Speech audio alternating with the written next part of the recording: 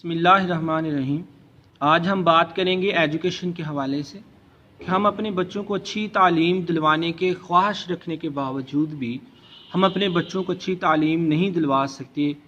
उसकी क्या वजह है?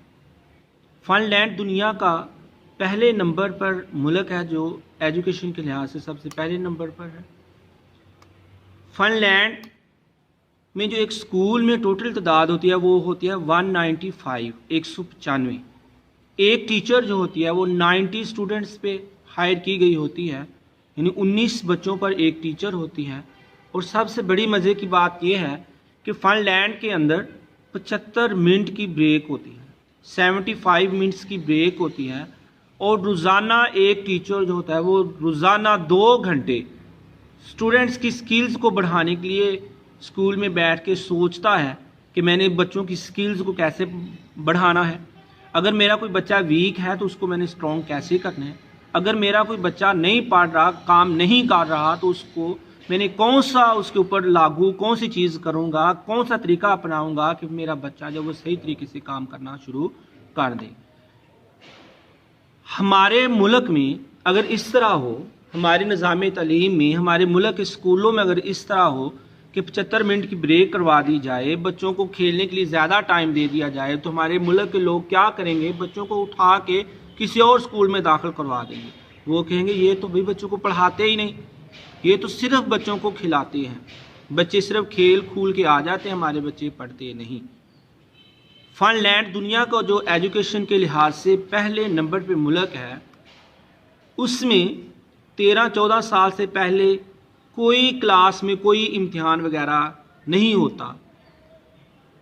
और हम 13-14 साल तक बच्चों को मतलब कि इस तरह रट्टे लगवा रहे होते हैं, कमरों में बंद कर देते हैं कि हम उनको किसी रिश्तेदार से मिलने नहीं देते, किसी बहन भाई से मिलने नहीं देते, और उसके ऊपर पाबंदियां आयद की होती हैं, किसी के पास जाने नहीं देते कि भाई अगर आप चले गए तो आपका पढ़ाई का हर्ज होगा, आप फेल हो जाओगे, ये होगा वो होगा। इस तरह के हमारे मामलात होते हैं। हालांकि फ़िनलैंड जो दुनिया का वाहिद मुल्क है, वाहिद मुल्क जो पहले नंबर पे, उसमें उस मुल्क में ऐसा नहीं होता।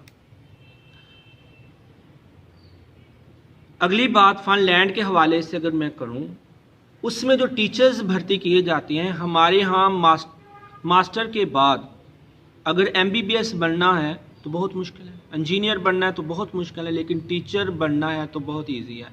जिसको कोई जॉब नहीं मिलती वो हमारे मुल्क में टीचर भर्ती होने के लिए एप्लीकेशन दे देता है, वो टीचर भर्ती होने के लिए दरख्वास्त दे देता है। हो सकता है वो चुना भी जाए। हमारे मुल्क में डॉक्टर इंजीनियर बनना मुश्किल है, लेकिन मास्टर बनना इजी है। लेकिन फ़िनलैंड एक वाहिद मुल्क है कि जहाँ टीचर बनना मुश्किल है, लेकिन इंजीनियर डॉक्टर बनना उधर इजी है। उधर टॉप 10 जो बंदे होते हैं, जिन्होंने टॉप 10 मास्टर यानी कि जिन्होंने सबसे अच्छे मार्क्स लिए होते हैं, उनमें से फिर उनका एक टेस्ट होता है, जो लोग वो टेस्ट पास करते हैं उनको मतलब कि टीचिंग में नौकरी मिलती है। हर बंदे को नौकरी नहीं मिलती। हमारे मुल्क का निज़ाम क्या है?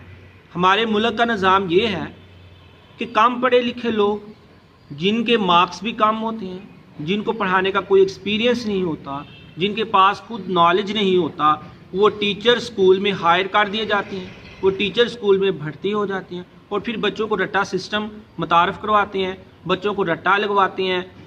और बच्चा जब रट्टा लगा लगा के सीखेगा तो उसे क्या आएगा? पहली क्लास से लेके 10th क्लास तक बच्चे जो हैं वो सोशल स्टडी पढ़ते हैं, पाकिस्तान के हवाले से पढ़ते हैं, मुआशरे के हवाले से पढ़ते हैं। लेकिन अगर उनसे कुछ सवाल किया जाए अपने मुल्क के हवाले से, अपने मुल्क की सकाफत के हवाले से, अपने मुल्क के मुआशियत के हवाले से बात की जाए तो वो ज़ीरो होंगे, उनको किसी चीज़ का कोई इल्म नहीं होगा। वजह क्या? रट्टा सिस्टम था, रट्टा लगवाया, बच्चे के नॉलेज में कोई बात ना आई। तो जब तक हम रट्टे को ख़त्म नहीं करेंगे, हमारे स्कूल्स बेहतर नहीं होंगे, हमारे बच्चों की स्किल्स इम्प्रूव नहीं होंगी।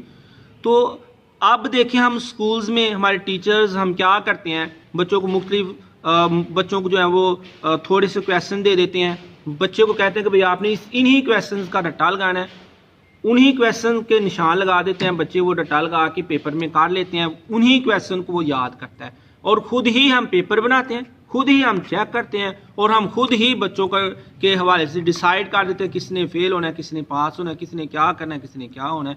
तो हम और इसी बात को मद्देनज़र रख के वालिदैन भी नहीं देखते कि भाई आया जितने मार्क्स मेरे बच्चे ने लिए हैं, आया मेरा बच्चा इस काबिल था, आया मेरे बच्चे में इतनी मतलब कि स्किल्स थी कि मेरे बच्चे को वैसे ही मार्क्स दे दिए गए हैं, या जो फेल हो गया आया वो फेल होने के काबिल था या नहीं। बस जो स्कूल्स ने रिज़ल्ट अनाउंस किया हम उसी को फॉलो करके अपने बच्चों को लान तान करना शुरू कर देते हैं। अगर रिज़ल्ट अच्छा हो तो उसकी तारीफ़ें करना शुरू कर देते हैं, रिज़ल्ट गंदा हो तो उसको लान तान करना शुरू कर देते हैं। तो मेरी टीचर्स से गुजारिश है, वो प्राइवेट स्कूल्स में पढ़ा रहे हैं, गवर्नमेंट स्कूल्स में पढ़ा रहे हैं, जहाँ भी पढ़ा रहे हैं वो रट्टा सिस्टम ख़त्म करें और बच्चों को यानी कि उनकी स्किल्स को डेवलप करें। शुक्रिया।